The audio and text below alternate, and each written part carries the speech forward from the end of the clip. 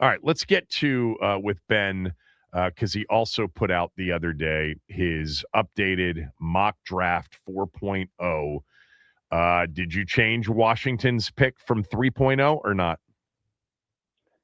I did not, but I did change the debate as to what they were looking at because I had Reuben Bain sitting there, but I stayed with Caleb Downs. And look again, the it's up to the team to decide. Does the short arms matter or things along those lines?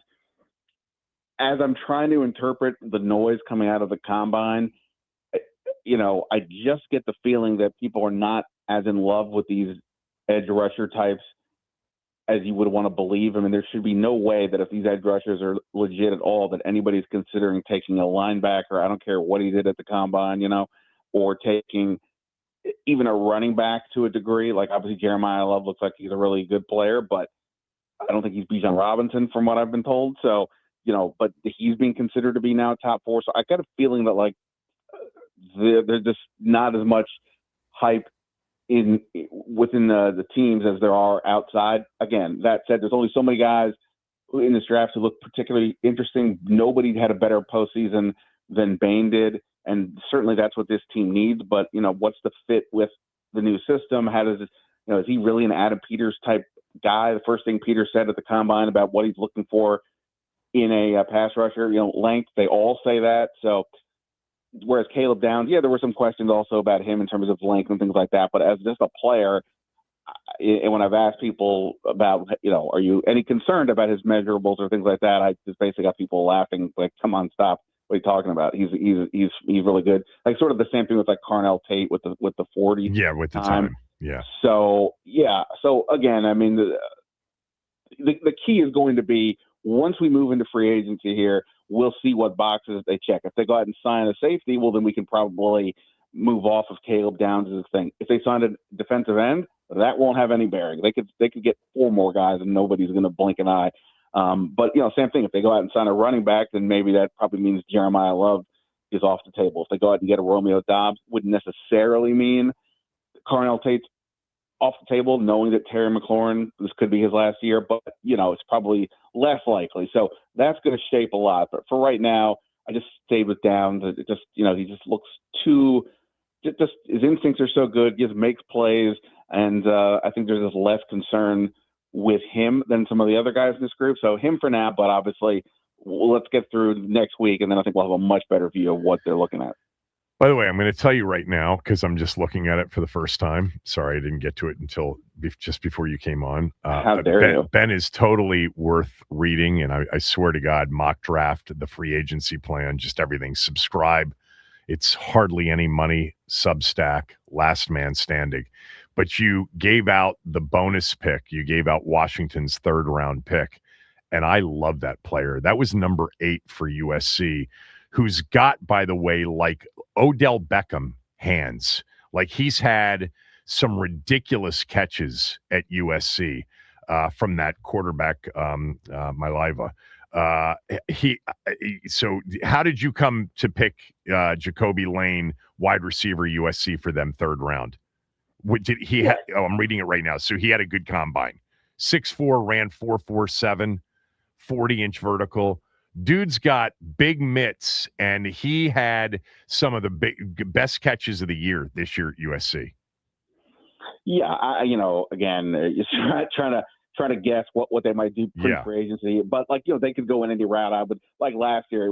It's still insane to me that they didn't take any kind of edge rusher. So I probably should have taken one, but for the purposes of this, okay, I think that maybe they'll go edge in free agency. So they still need that young receiver to pair with Daniels, and on the surface he's got all the physical tools. Somebody who was at the Senior Bowl told me they didn't think he necessarily did a great job of getting open enough, but from a physical tools perspective, he's a big dude, right? 6'4", yeah, you've got him 6'4", yeah. So there's a lot there to like, and I mean, you watch the highlights, you're like, oh yeah, who's this guy? So I think that to me, again, if in fact it comes to the point where they still need to get a receiver. Size is a big deal, obviously speed, but again, somebody to pair with Jaden for the beyond just this season. get on in the same age timeline, I think is important. And, it doesn't have to be in the draft, but obviously that's the easiest way to go.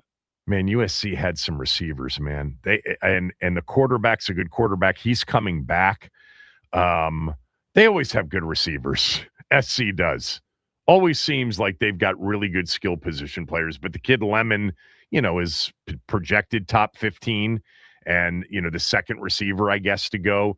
He's definitely a smaller version than number 8, Lane, who was 6'4", 200. There's something about that.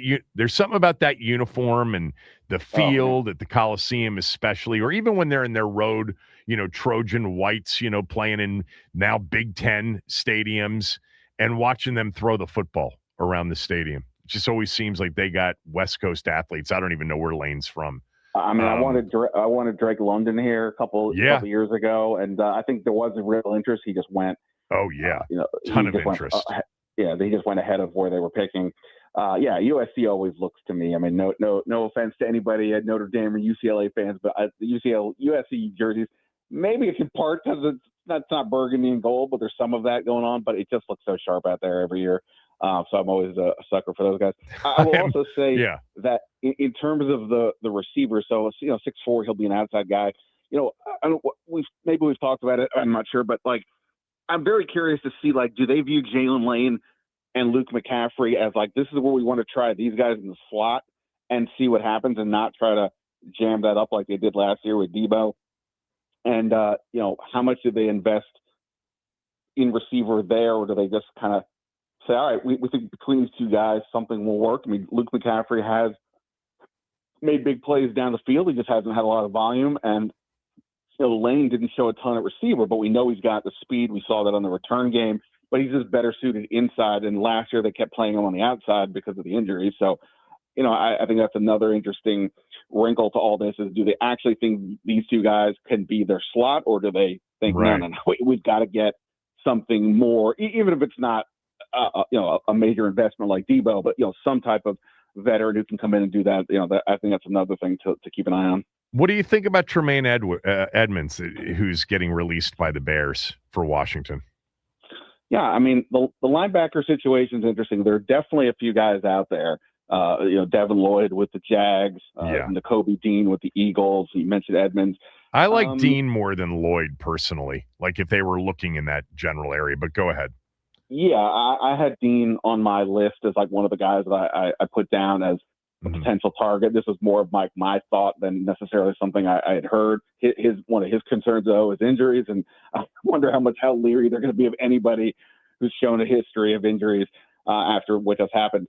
But yeah, that's an interesting spot because look, at the moment I'm assuming Bobby Wagner moves on, but so they absolutely have to get more linebackers. But again, I don't know exactly. Do they think Jordan McGee is ready to go, or do they need a bigger thumper in there? And if Durante Jones's defense is very similar to what Brian Flores did, the defensive line guys are often just sort of taking on blockers so the people behind them can make the plays. And if that's the case, then you need, something special in there. And if they make a big splash on one of these linebackers, I would think that's a pretty reasonable move. But again, if they think that Jordan McGee can do that, then maybe they're not going to go down that route.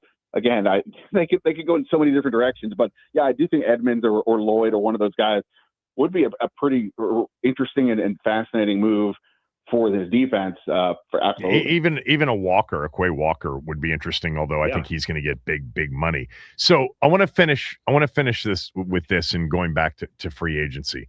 I'm going to give you the position, and you're going to tell me yes, they add a player in free agency or more than one. All right, so we'll start with the obvious, edge. And you're talking about legit money, not just a defensive wise. Yeah, I'm not talking about 5 guys at on 1-year deals. But legit money, edge. Boy, if they don't, I don't know what's going on. Especially after passing last year, for the most part, they have to do. So I'll say yes, and it could be 2 because again, they just don't have much at all right now at that position. So yeah. Is there a sneaky inside need at defensive tackle, and do you think that's a possibility? Well, again, if they're going to play in this 3-4 look, Yeah. who's playing the nose tackle? I can't imagine Deron Payne's going, hey, let me go into my contract year and just take on body blows all day and get no stats, which is often what nose tackles do. And neither Kinlaw nor Johnny Newton is built for that. So, yes, I would think they go get somebody. One name I mentioned in my story was Tim Settle. Of course, he used to be here. He's had a pretty good career since leaving Washington. He's not the biggest guy, but I think he can be a bit of a disruptor inside. But, yes, I think there is, at least from a depth perspective, there's something. Maybe they think Eddie Goldman can do it. He's also a free agent. But, yeah I think they do if they bring in somebody. Goldman took more nose snaps for them than anybody on the team last year. Corner. Yeah, I think so. The one thought I had here was, okay, so let's just say they think they can get Caleb Downs in the draft.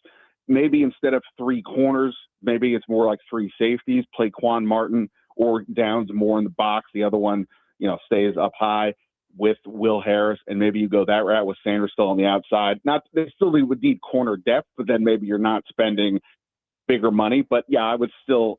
That's an assumption that who will be there in the draft. So yeah, I would assume that they're going to go out and spend some money on somebody at corner. Center. No, look, there are a couple of guys who are out there, and the offensive line market I think is going to get just out of control because they're just teams are finding it very hard to find guys coming out of college these days that they feel comfortable with. But that said, I don't think they're going to spend a ton. I mean, they'll bring in somebody, right? I mean, at a minimum, somebody that they can, like sort of the way Wes Schweitzer was a few years ago, a guy that can play center guard, can move around, but like not necessarily like a starter, and pair that person with Allegretti. So I don't think they'll spend big at center, but they'll bring in a body, yeah. Tight end. I'm going to roll the dice and say they don't. I like a backup, sure. Like somebody to be maybe more of a third tight end because, Colson Yankoff, tremendous athlete, but I haven't seen a ton yet for offense.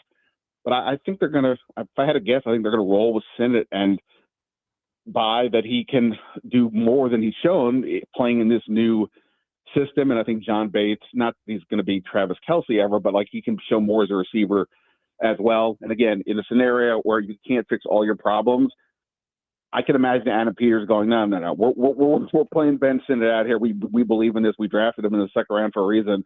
So, yeah, I would say just a backup, not a starter. All right. So a wide receiver, we agree, yes. Do you think ultimately they will sign a running back in free agency? It seems to be trending that direction. Now, again, it could be, Rashard White's been a guy we've talked about a bunch because he also played college with Jaden. He's averaged 50 yards a catch, basically, in his 4 years of Tampa. That's, of course, something that this backfield needs. And I think he's the kind of guy where, like, you could still, therefore, have Bill maybe be the main back. He wouldn't be an overwhelming, like, you have to be the starter, but he could. He's been a starter with Tampa. He could play that role. I don't know that you want him in that situation, but I think a guy like that could make sense. And then you could even bring back Rodriguez or to stay with Jeremy McNichols or whatever. So I think yes to a back, but it could be more of that, like I said, more of that tag team partner than a flat out starter. Subscribe to Ben's Substack. You can get access to it at Ben Standig on X. Listen to his podcast as well. It's also called Last Man Standing. All right. We'll talk on Monday, and we might have some news at that point, I guess, as that legal tampering. Yeah. Right. Don't you think Monday we're going to start hearing news? Yeah, no. In fact, you and I may have to talk about adjusting my time and moving me up because the later the day goes, the more things are likely to happen. So yeah, I would venture to guess that by Tuesday morning, you'll have a few guys to talk about that have been signed. All right. Ben Standig, everybody. Thanks. Thanks, man.